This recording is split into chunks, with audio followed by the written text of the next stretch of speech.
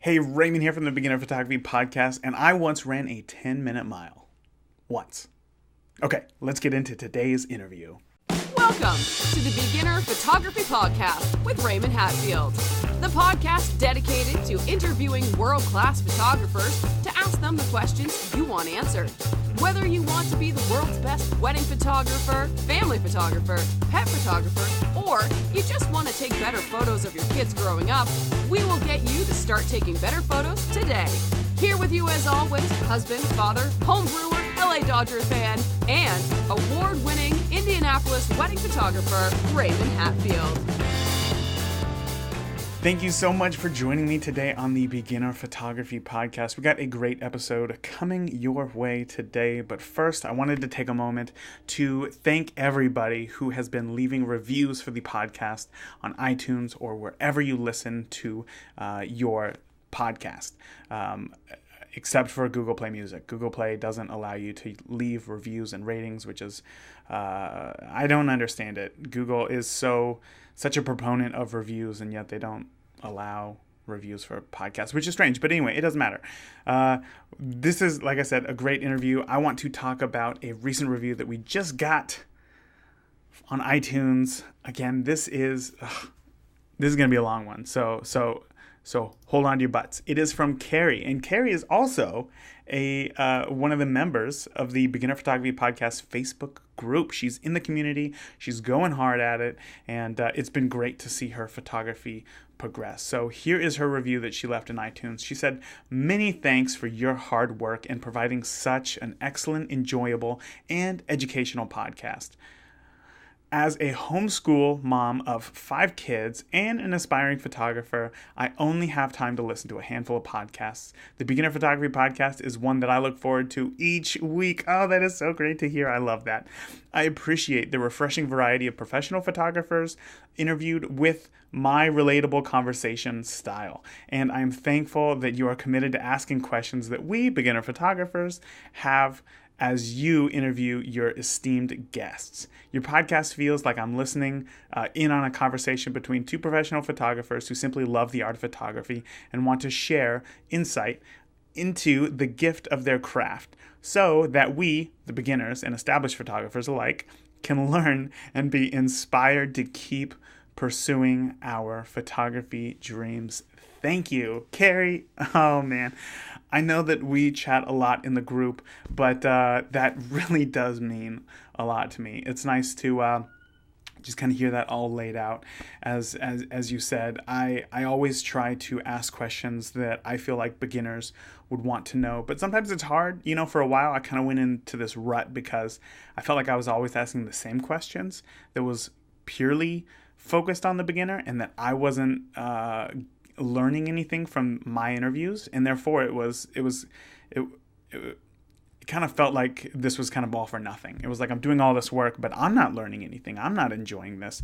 And since making that change to still ask questions that beginners would find helpful, as well as myself included, and mainly it's all about like theory of photography, why they take the photographs that they take, rather than like, here were my settings for this shot, here is why I shoot with a wide, angle lens or something like that, then it's really brought out my joy for photography once again. So I'm glad that you are enjoying the podcast. I'm glad that it feels like a conversation.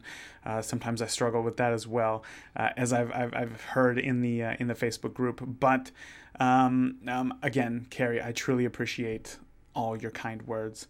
If anybody else is listening and you are finding value in this podcast, I would be so grateful for you if you were to leave the podcast a review, as it really does help get bigger guests. Bigger guests means more information for you. All right. Today's interview is one that I have to preface a little bit because it is with a business coach. And this business coach I once heard on another podcast where he was talking about a Facebook ad challenge. I tried that Facebook ad challenge to get more leads, and it completely turned my business around. I was kind of at this point where I was struggling to figure out how to get new leads. I had been in business for only 2 years, and I had kind of exhausted my close friends and family for help sending people my way. And then I really had to put on my big boy pants and try to find couples of my own. And his Facebook ad challenge really helped me with that. So when thinking of a business coach, I had to reach out to him and get him on the show. Today, he shares a lot, but this interview might not be strictly for beginners because there's a lot of questions in here about selling. Selling is a hard one for people. As somebody who started off as a beginner, I hated the idea of selling. I felt like it was I've been to a lot of, this sounds weird, I've been to a lot of like timeshare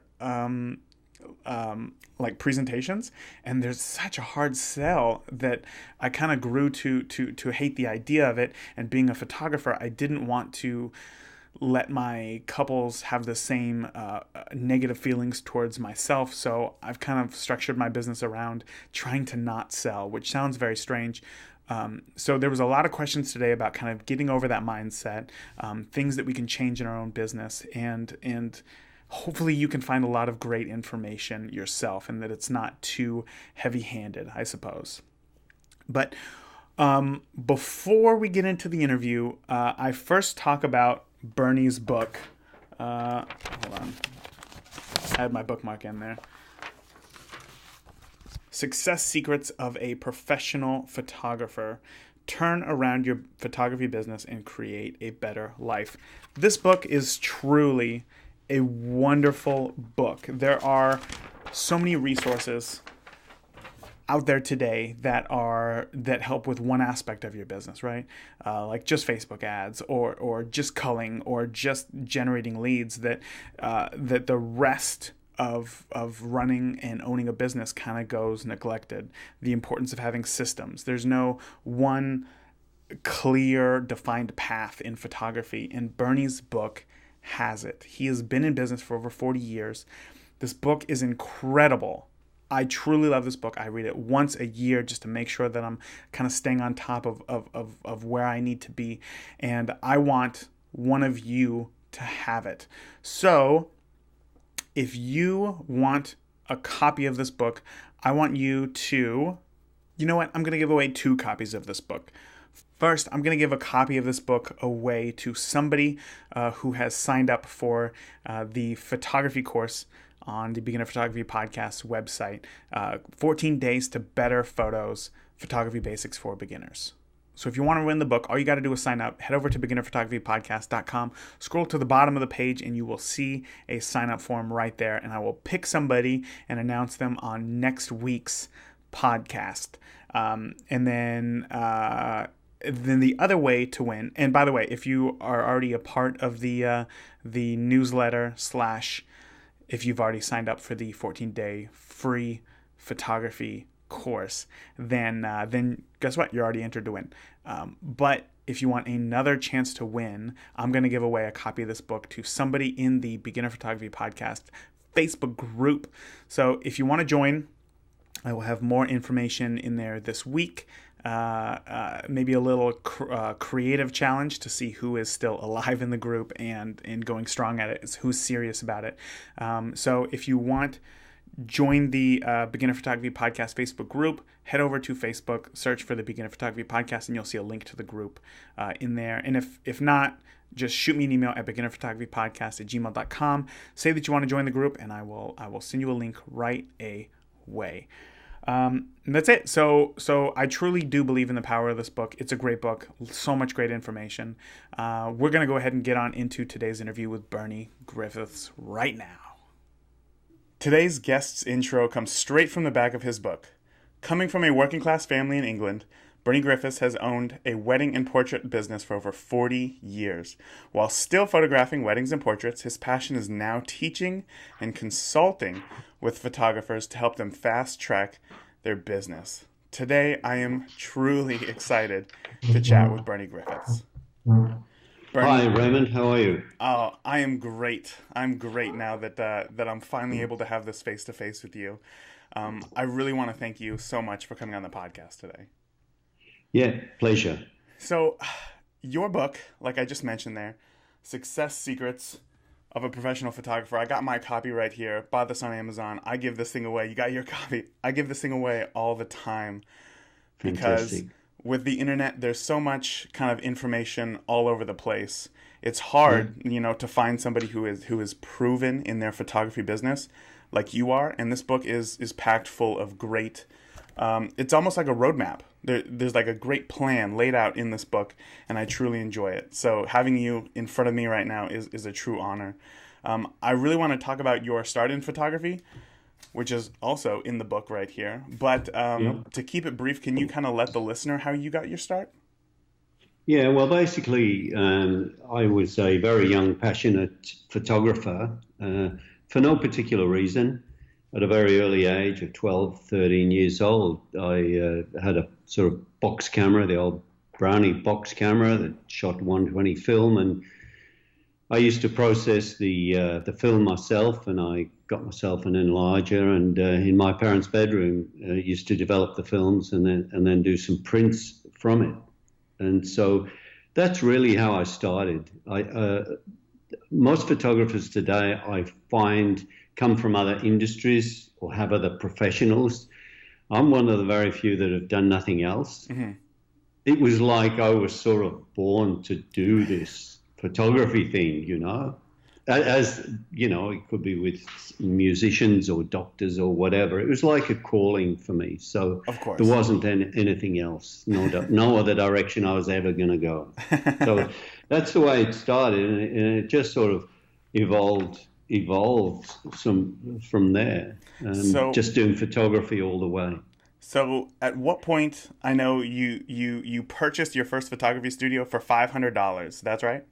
Yes, that's correct. That was in 1969. That is great. That's such a great story because I think today, first of all, I kind of want to know why. Maybe it was different back then, but today, if you can, $500 just seems like such a low entry point. Why didn't you just try to do it on your own?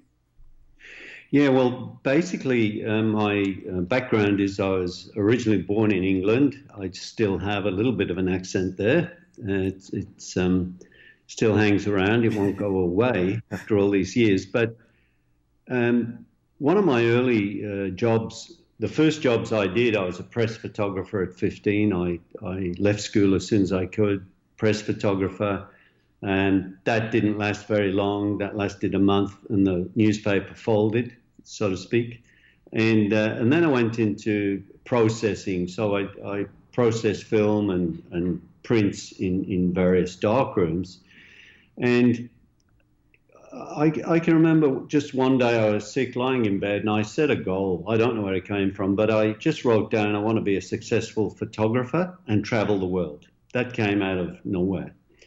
And after working in the processing laboratories, I saw an opportunity to get a job as a professional photographer on a ship, photographing the passengers. So I applied for that, and I got that. So from my little town in England of 14,000 people, I found myself on a train going to join a cruise ship and travel around the Mediterranean.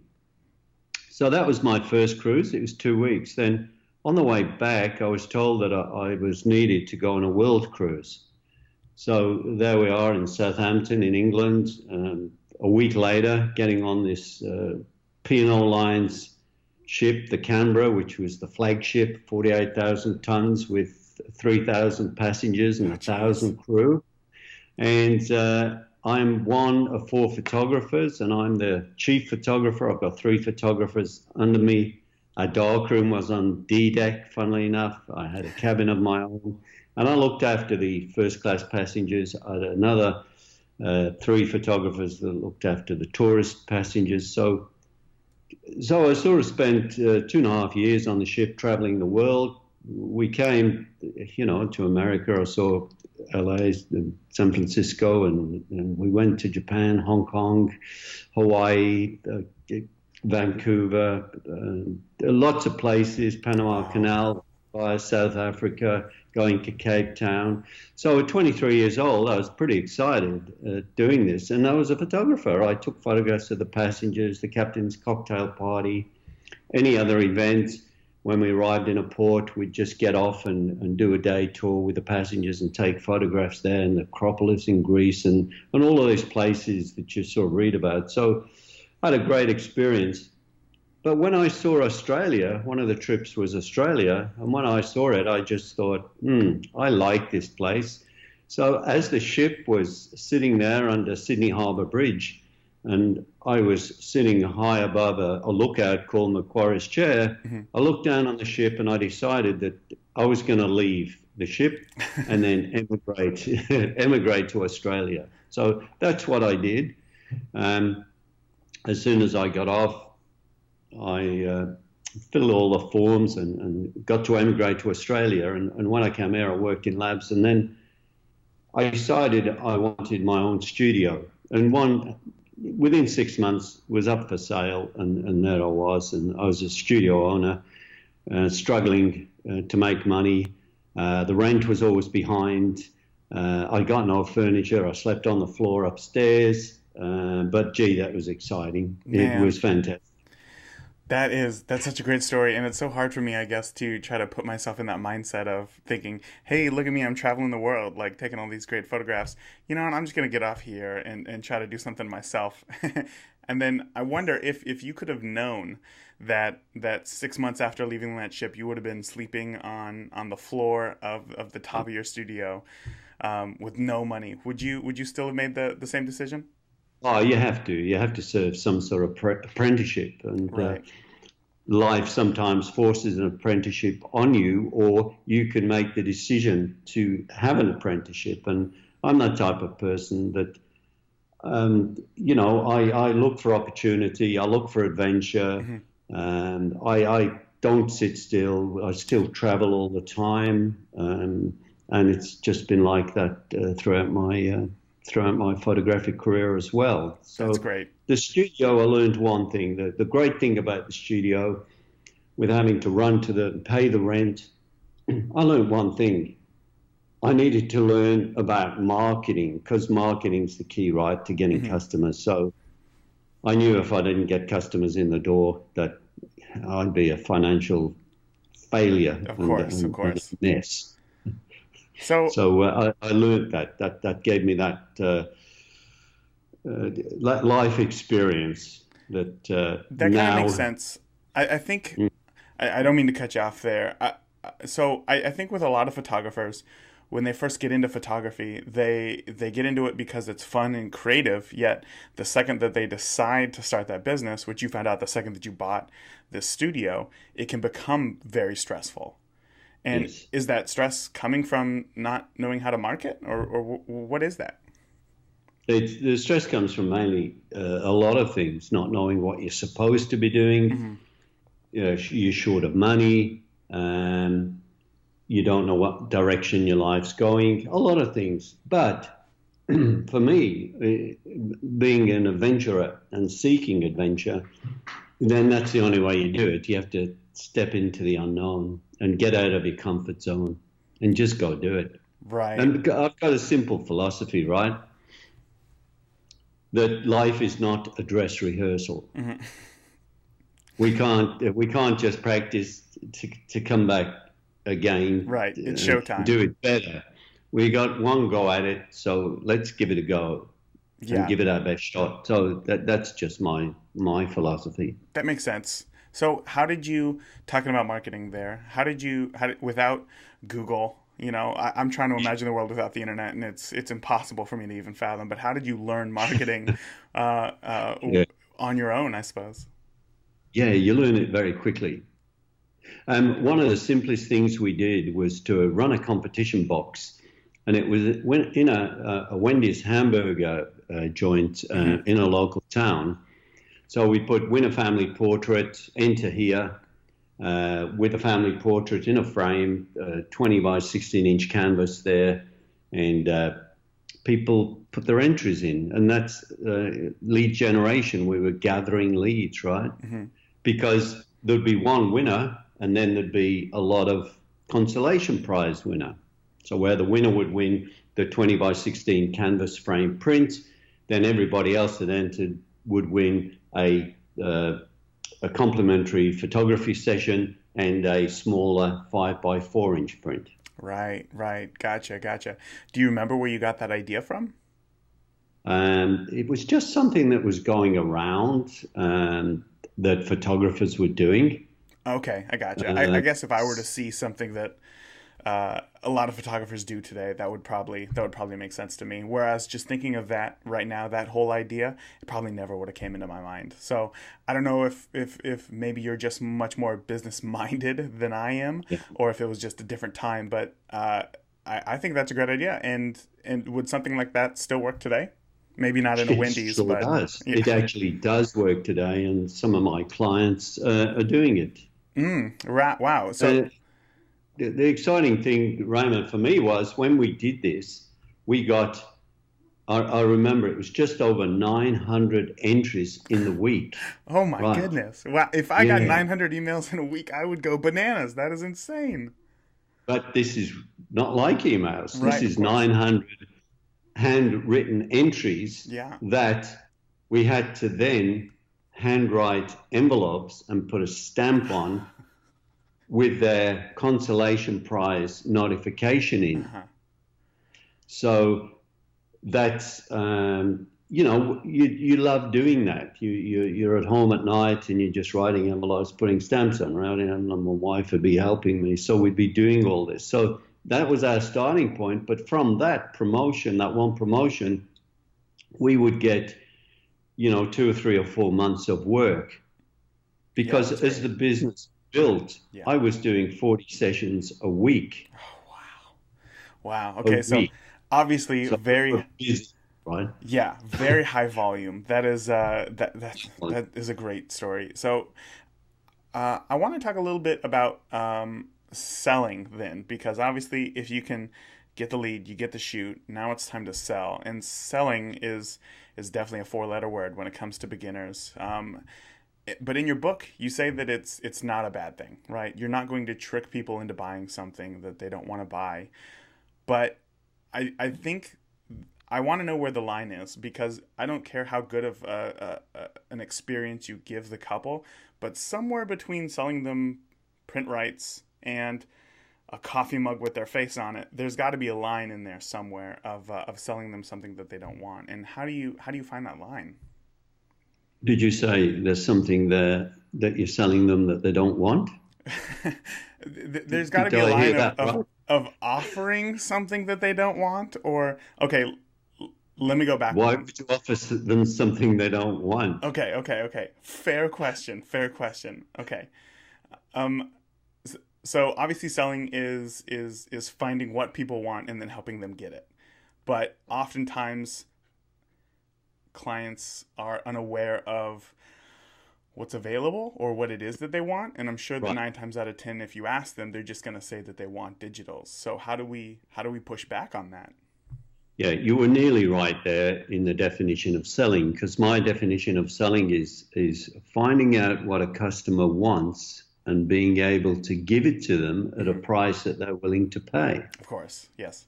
I did leave that last part out of Let's be that, because it all comes back to money when it comes to selling. There's got to be price has to be a part of that whole equation. Uh-huh. So, and selling is just a matter of attitude. And I never had a fear of selling. Mm-hmm. And one of the things that holds most photographers back is that fear. Of course. Fear of doing the wrong thing, fear of not doing it right, fear of making a mistake, fear of not being 10 out of 10. Mm-hmm. I've never had that fear. Mm-hmm. Mm-hmm. It doesn't matter if you're not exactly perfectly right. It doesn't matter if you do a no sale. It doesn't matter if everything isn't, spot on. But if you don't do it, you don't get the experience to get better. And that's at everything, in photography, in the selling, in the setting up of your studio, in getting products, pricing, all of that. You have to take steps. You have to move forward. The more mistakes you make, the quicker you're going to learn. Sure. For every mistake, you're closer to getting things right, but they'll never be right because you're always moving. Yeah. So how do you find what it is? How do you ask, or how do you find out what a client or a couple does want if all that they say is digitals? Why don't you want to sell them digitals? Well, it's not that mainly? I don't want to sell them digitals, but I know that there's other things. Say if I for weddings personally, I love albums. I love giving Right. albums. I love feeling albums. If a couple just says, "Oh, we're just good with digitals," how do I convince them that that an album is something that they want? And is convince even the right word? No, it isn't. Why are you trying to sell couples something that you like? Because I truly believe in that photos get lost on a computer. Photos never get looked at. I upload photos to Facebook all the time, and I never look at them again. They're fun to Sure, share in the moment, but an album is sure. something that I have family albums. I create albums for my family year after year. We have a yearbook, and oftentimes on a random Tuesday night, my son will pick one up, and the whole family will go through it, and that experience is great. And I believe that that a wedding should be experienced in the same way.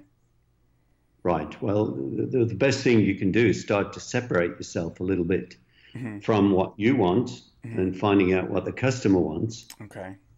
and then being able to give it to them at a price they're willing to pay. Okay. Okay. So, It's not it's not about you.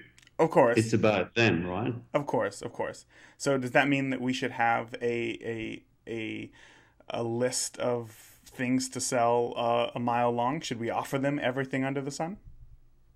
Well, you don't offer them everything. You can, but you certainly give them options. You Hmm. can give them an album option, a file option, a wall option. What about a mouse pad with their face printed on it? Should that be an option? I don't think so. Okay. They can do that in the digital files. Right, right, right. Okay, I guess that's just where I'm trying to define that line, because I know that when I Yeah. first started, I tried to offer everything. I thought that it made me look like I'm more experienced, that I Mm. have all this, Yeah. not range, but options, right? And Yeah. therefore they would have no reason to go anywhere else, but it just overcomplicated things. And I thought that that obviously did not turn out how I wanted it to. Yeah. But that kind of brings me to my next point of pricing. Yeah. And I think that you're going to like this one because in your book, you are a huge proponent of not undercutting the competition, not being the cheapest photographer in your area, thinking that it's going to get you more work. But you say go the opposite direction. And instead of being the cheapest Mm. option, be the most expensive option. Yeah, well, How will isn't that a good place to be, though? Of course, sure. I would love to be there. But I'm wondering Mm. how that's going to get us more business. Well, because you're separating yourself from the pack, for one thing. Hmm. Whenever I'm sort of coaching a photographer in a particular area, one question I usually ask is, so who is the go-to photographer in your area? Hmm. And they all know someone. They all say, oh, so-and-so, and he's very expensive and he's been around for 20 years, you know, but everyone goes to him. He's the one to go to. And I say, well, don't you want to be that person? Of course, everybody should.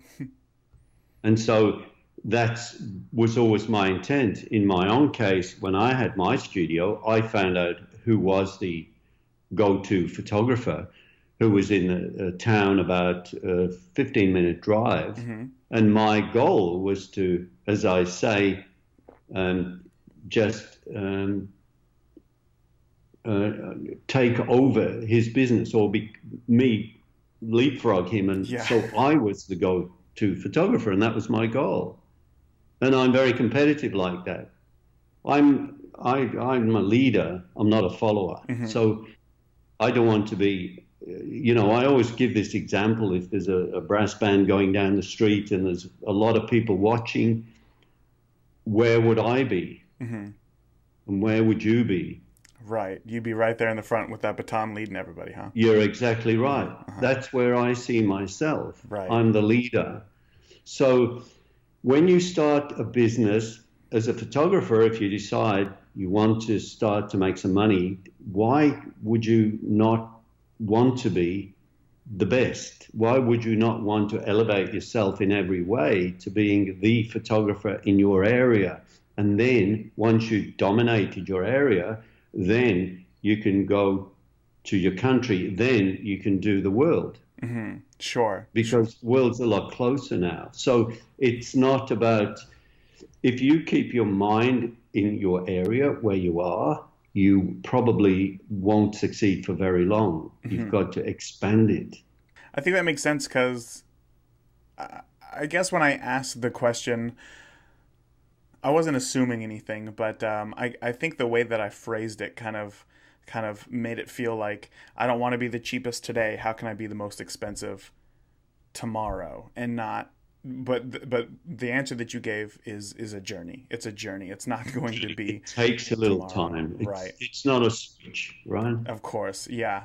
I think that could be a hard mindset for beginners who are very excited and motivated to like get this going now. And that could be a hard thing. That can be a hard lesson to have to learn when things aren't going your way immediately. So let's put ourselves there. Let's say that we're starting to get a flow of clients. We're doing a good amount of shoots. Maybe we're still working on our selling. What's the next step? Is it in-person sales? It's always in person. It's all about people. The next step is like to keep the momentum going. It's all about starting the momentum, starting the ball rolling, and then keeping it going, getting it faster, keeping the momentum. Interesting. It's non-stop. And I know that frustrates a lot of photographers. After 1 or 2 years, they start getting, do I have to really keep doing this? And the answer is yes. So you better love it, right? So with in-person sales, I know just by looking at a lot of Australian photographers compared to photographers here in the US, it seems like in Australia there's much more in-person sales going on than here in America, and I don't know if that's simply because there's a lot more photographers here in the US that work from home. I'm not sure. I'm not saying that in-person sales doesn't happen here, but for the people working from home who don't have any sort of studio space, myself included, do you have any tips for doing in-person sales? There are many ways you can do selling. There's not just one. So to give you some examples, as I work with my photographers, everyone is different. Some don't have any studio space. They don't have anything really. So one approach is we do a Facebook post, we get some leads, we talk to the people, we turn them into customers, we explain the project that we're doing, and let's say we go to the home and photograph them. So once we photograph them, they have to have the ability to be able to have a look at the photographs, to make some selections. So we can go back a week later, just with a laptop or with a USB, put it into their flat screen TV, show them a slideshow of the images, go through 2 or 3 products that you brought with you, show them the price list, which you have anyway previously, and then just walk out the room and let them work out what they want. Okay, so doing it in another customer's home is not, it's not frowned upon, it's not a bad thing. That can still work. We've done it. I've done it with photographers. Would you do the same thing for weddings? You could, certainly. And it would work exactly the same. Yeah. The other way, you can go into the home again, shoot the photographs, and then what I've got one photographer testing at present with good results. He'll select, this is a portrait session, he'll select, say, 12 of the photographs and do them 10 by 8, put them in 11, 14-inch mats, pick half a dozen others, do them 7 by 5 inches, put them in 10 by 8-inch mats, and then he'll go to the home a week later and lay them all out on the kitchen table, take them out of a portrait box, lay them all on the kitchen table and say, well, there you are. That's what we took. Now, if you want one, they're 125.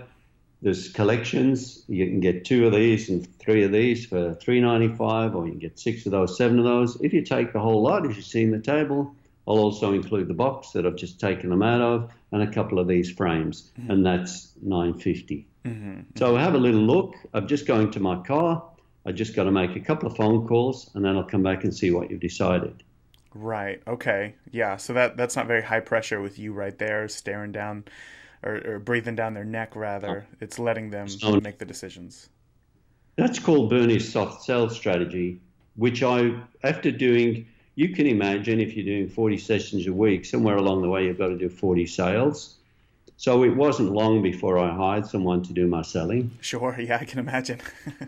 and then as the business developed, I just got a bit tired of the selling and the pressure. Mm-hmm. So I wanted to come up with a selling system that I was happy with, that neither myself or the customer felt uncomfortable with. Sure. And that the thing is, you see, when you're taking photographs, you're a photographer in the eyes of the customer.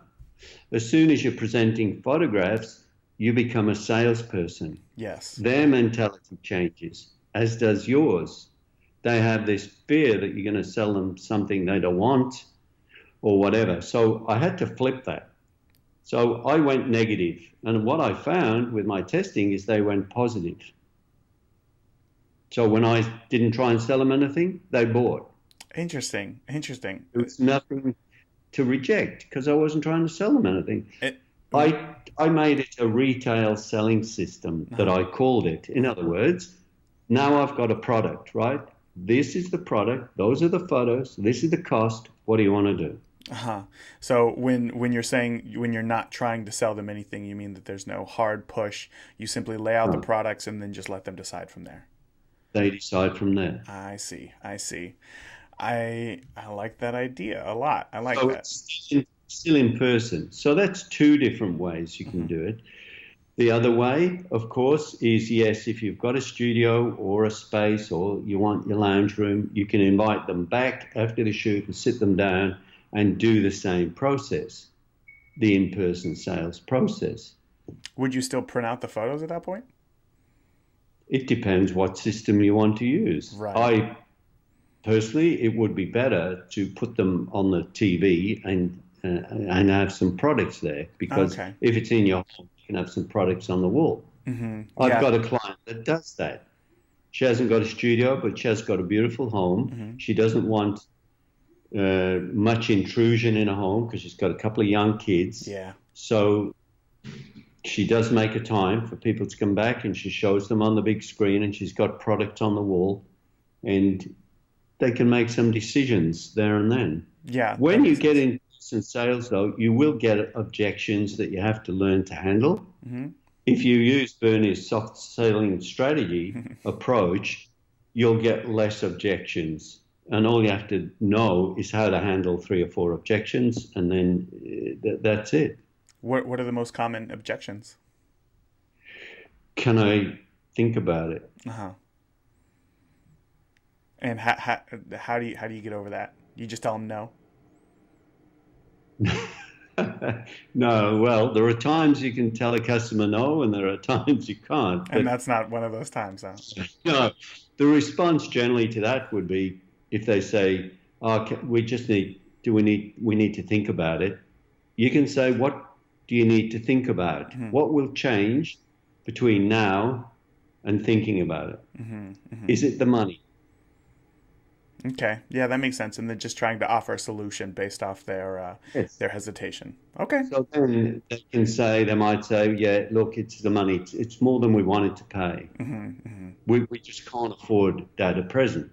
Sure. So you could say, so if I can make it affordable for you, would you go ahead and order? Mm-hmm. And then, of course, the answer is going to be yes. Yeah. Because if that was their biggest objection. They could say, well, what do you mean? But you see, all of these questions, you know that there's only 2 or 3 answers they can give you. Mm-hmm. So if you're prepared, you're almost waiting for them to say one of them because you want to give them the answer. Yeah, sure.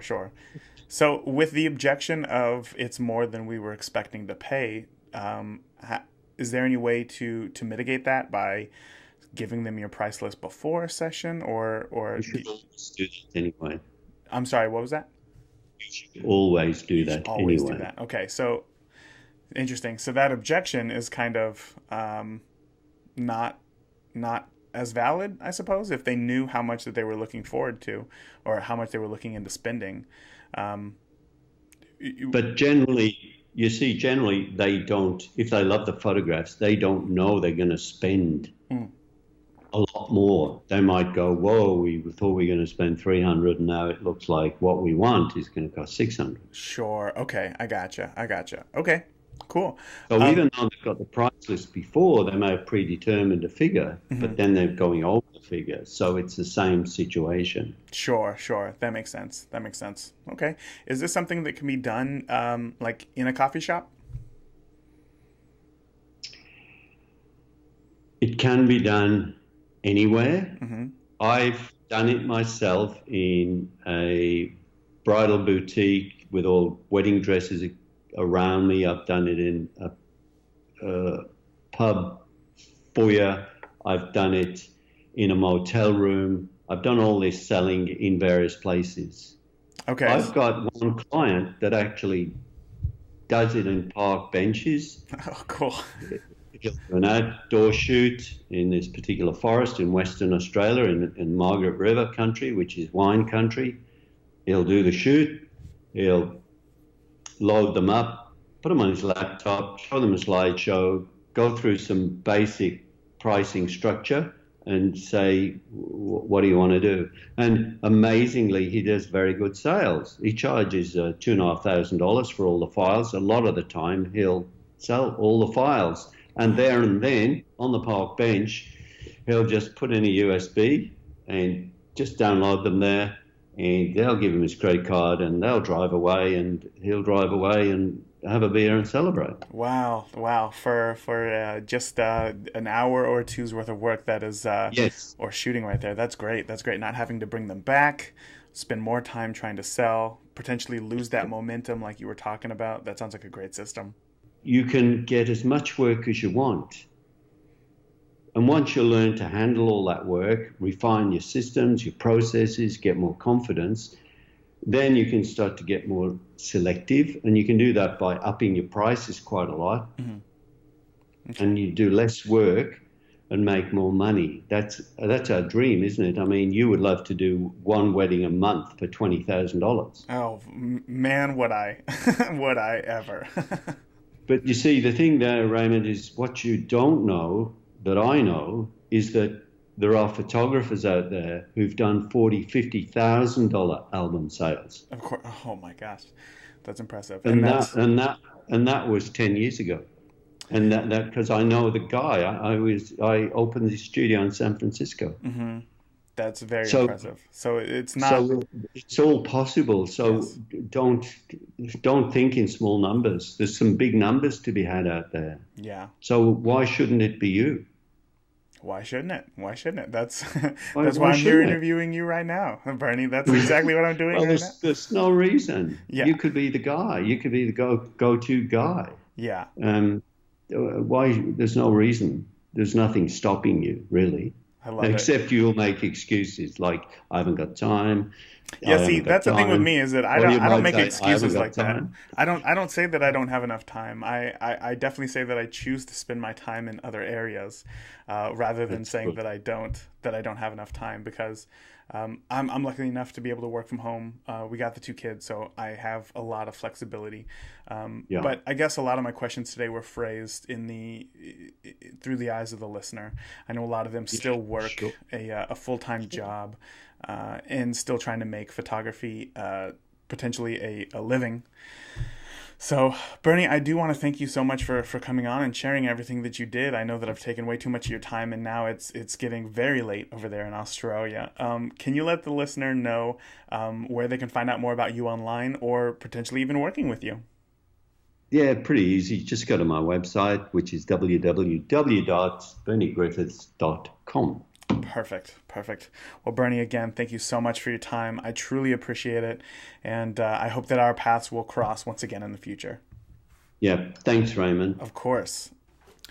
You know, one thing that I started doing a few weeks ago was posting a little bonus content in the Beginner Photography Podcast Facebook group, because if you're in the group, I know that you're serious about growing your photography skills and your knowledge. So I kind of wanted to give everybody in there a little bonus as a thank you for being part of the group. And it has been a success. People have been really enjoying these extra, 1, 2, 3 minute clips from each podcast episode in the Beginner Photography Podcast Facebook group. And this week's it's a powerful one. It is a powerful one. And it really tackles the mindset shift that you need to have about selling. So if you want to check it out, be sure once again to join the Beginner Photography Podcast Facebook group. I'm super excited to share that one. Bernie, if you're listening to this right now, wow, every single time you are an open book. You share so much information that from your wealth of knowledge that it is truly inspiring to chat with you. I know right after our talk, I made some quick changes. I decided to update some ads and just go hard on my business. It really gave me that boost. That oh yeah, I'm a business owner. I need to take control of my own destiny. Why not me? Right? Somebody's got to be it. Why not me? And I've been seeing some good results since our interview. So again, thank you so much for everything that you do. If you want to know more about Bernie, feel free to check out the show notes where there is a link to a brand new 5-week photography business coaching course that he has. You can check that out once again in the show notes of this episode. Just head over to beginnerphotographypodcast.com and you will be able to find his interview there. That's all that I got for this week. Again, I just want to thank everybody for listening. You guys rock. I want you to get outside. I want you to enjoy photography. I want you to get out there and have fun. Just get out there, have fun, enjoy yourself, stay safe. And once again, I will talk to you all next week. I love you all. See ya. Thank you for listening to today's episode of the Beginner Photography Podcast. Be sure to join the conversations on Facebook and Instagram. And if you want any links or resources we talked about in today's episode, check out the show notes at beginnerphotographypodcast.com. See you again next week.